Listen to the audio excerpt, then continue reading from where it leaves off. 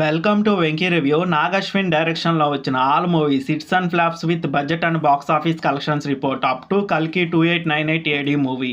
నాగ్ అశ్విన్ డైరెక్షన్లో వచ్చిన first film ఎవడే సుబ్రహ్మణ్యం. ఈ సినిమాలో నాని, మాలవిక నాయర్, విజయ్ దేవరకొండ, రీతు వర్మ కలిసి నటించారు. ఈ సినిమా 2015లో రిలీజ్ అయింది. పాజిటివ్ రివ్యూస్ కూడా వచ్చాయి.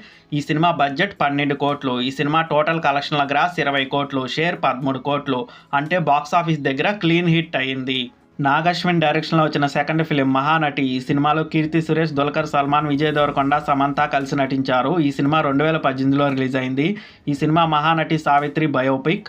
ఈ సినిమా బడ్జెట్ 25 కోట్లు. ఈ సినిమా టోటల్ కలెక్షన్ల షేర్ 42 కోట్లు, గ్రాస్ 83 కోట్లు. ఈ సినిమా బాక్స్ ఆఫీస్ దగ్గర బ్లాక్ బస్టర్ హిట్ అయ్యింది. నాగ్ అశ్విన్ డైరెక్షన్లో వచ్చిన థర్డ్ ఫిలిం కల్కి 2898 ఏడీ. ఈ సినిమా ఈ రోజే రిలీజ్ అయ్యి యునానమస్గా అన్ని ఏరియాల నుంచి సూపర్ హిట్ టాక్తో రన్ అవుతుంది.